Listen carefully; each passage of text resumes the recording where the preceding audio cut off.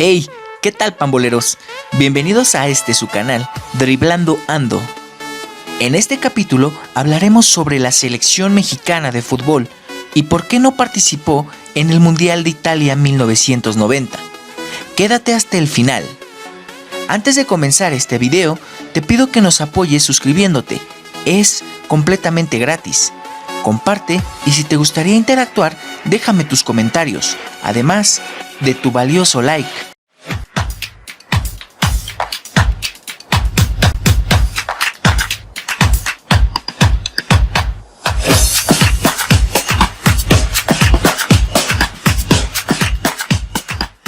Debido a uno de los escándalos más importantes y bochornosos de su historia, la selección mexicana no asistió al Mundial de Italia 1990, tras haber sido suspendida por la FIFA de toda competencia.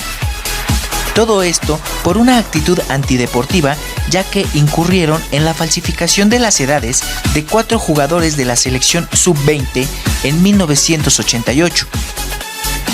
Todo comenzó a finales de la década de los 80, cuando la selección mexicana sub-20 se encontraba disputando los partidos de clasificación para el Mundial de dicha categoría en 1989.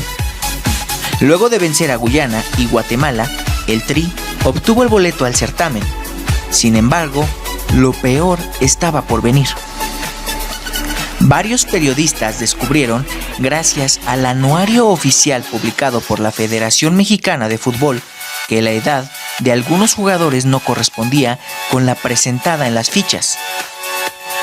Cachirules en el Tri juvenil fue el título de la nota publicada el 20 de abril de 1988 por los 4 jugadores del premundial que, con actas de nacimiento alteradas, formaron parte del equipo que obtuvo el boleto al mundial de la categoría: José Luis Mata, José de la Fuente, Gerardo Jiménez y Aurelio Rivera, del equipo dirigido por Francisco Avilán. Un día, en un partido de Pumas contra Monterrey, apareció un muchacho al que le decían el Shaggy Jiménez, y nos llamó la atención porque él y otros jugadores que habían estado en selecciones menores no eran del año de registro, recordó el periodista Alfredo Ruiz. Él fue quien primero se percató de la irregularidad, ya que además de colaborar en Imevisión, era coordinador deportivo en Pumas. Aprovechó que la Femex Food había publicado poco antes un anuario con las edades reales y cotejó los datos junto a Antonio Moreno, actual director del Salón de la Fama, quien firmó aquella nota del 20 de abril. 3 días después, el reportero Miguel Ángel Ramírez publicó en La Jornada el acta apócrifa de Mata, por lo que la Federación Mexicana de Fútbol, dirigida por Rafael del Castillo, que había minimizado el tema, ya no pudo contener la bola de nieve. La participación de jugadores con edad alterada era un secreto a voces, pero ahí ya había pruebas. Luego, al siguiente día, en el programa de televisión que tenía José Ramón Fernández, se mostraron 2 más, la de la Fuente y Jiménez, y posteriormente consiguieron la de Aurelio Rivera, que él tenía 3 actas diferentes. El 19 de mayo de 1988, en medio de las campañas políticas que llevaron a Carlos Salinas a la presidencia, CONCACAF suspendió al Tri sub-20 del Mundial de la categoría al año siguiente en Arabia Saudita, por lo que Estados Unidos tomó su lugar. La Federación Mexicana demostró no tener tantita vergüenza, buscó apelar ante la FIFA, pero la sanción fue peor, pues el 30 de junio el castigo se extendió a todas las selecciones, por lo que México no pudo participar en los Olímpicos de Seúl ni en el Mundial de Italia 90, dejando así sin la posibilidad de participar en la justa a jugadores de la talla de Hugo Sánchez, quien en ese momento vivía su mejor etapa como profesional en el fútbol, además del arquero Adrián Chávez, quien en ese entonces venía de ser multicampeón con las Águilas del América, y se perfilaba para ser el cancerbero titular en el Mundial. Lamentablemente para este jugador, la oportunidad de ir a un Mundial se presentaría nuevamente en Estados Unidos 1994. Sin embargo, esta vez como suplente, dejando atrás sus momentos de gloria.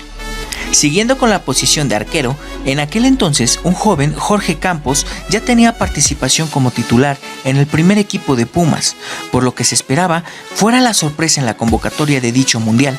A diferencia de Adrián, el Brody tuvo la oportunidad de representar a México en 3 mundiales, jugando como titular en 2 de ellos. Otra de las promesas era el defensa central Claudio Suárez, al igual que Campos, proveniente de Pumas. Finalmente, el emperador logró participar en 3 Copas Mundiales. Por aquella época, una de las figuras del Club América era el capitán Furia Alfredo Tena, quien tuvo la oportunidad de haberse despedido de un mundial en aquel Italia 90. Cabe mencionar que su mejor fútbol lo desempeñó para un mundial antes, es decir, que para México 86, Tena vivía su mejor etapa como futbolista. Sin embargo, por una situación ajena al fútbol, él no asistió, ya que era patrocinado por la marca de zapatos Pony, siendo esta ajena a la que patrocinaba al Tri José Manuel Chepo de la Torre. Era un joven mediocampista que vivía su mejor etapa como jugador en 1990, tras haber jugado en Europa con el Oviedo. Él podría haber sido titular en esa selección y al final el castigo lo marginó de una Copa del Mundo. Después de 21 años, regresó al Tri ya no como jugador, sino como entrenador. Roberto Ruiz Esparza fue uno de los perjudicados directamente por la sanción de la FIFA. El exdefensor fue campeón con Puebla en la campaña 1989-1990 y vivía su mejor momento como jugador. Tristemente, nunca pudo jugar un mundial. Carlos Hermosillo brillaba como delantero del Monterrey en 1990 y estaba en la plenitud de su carrera a los 25 años. Aunque asistió a la Copa del Mundo de México 1986, no jugó un solo minuto y en Italia podría haber sido su debut. Tuvo que esperar hasta Estados Unidos 1994 para cumplir su sueño mundialista. Otro jugador que se quedó con las ganas fue Luis Roberto Alves Sague. Era de los mejores delanteros mexicanos en 1990 con el América y tuvo que retrasar su debut con la selección de México al no poder asistir al Mundial. En 1994 jugó su primera y única Copa del Mundo. Luis Flores fue otro de los jugadores afectados por la sanción de la FIFA, ya que en la plenitud de su carrera no tuvo la oportunidad de jugar un Mundial. Él habría sido titular en la delantera de aquella selección. Al principio hablábamos de Hugo Sánchez. Él perdió quizás la oportunidad de jugar el Mundial de Italia 90 en el mejor momento de su carrera, cuando era la estrella goleadora en el Real Madrid. Ya contaba con prestigio a nivel mundial, aunque tuvo 3 mundiales, en ninguno pudo destacar. Quien estaba por dirigir después de que Alberto Guerra dejara de ser el entrenador de México en 1989 era Manuel Lapuente, cargo en el que se mantuvo hasta 1991. Él no pudo dirigir al Tri en el Mundial del 90, pero tuvo la revancha en Francia 1998. Finalmente, para la carrera de algunos futbolistas fue un descalabro, un sueño roto. Siempre se echaron la pelota. ¿Qué habría sido de México de haber participado en este mundial? ¿Habrían hecho diferencia estos jugadores? Con esto llegamos al final. Déjanos saber qué piensas. Suscríbete, dale like y comparte. Somos Driblando Ando y esto fue Los Cachirules.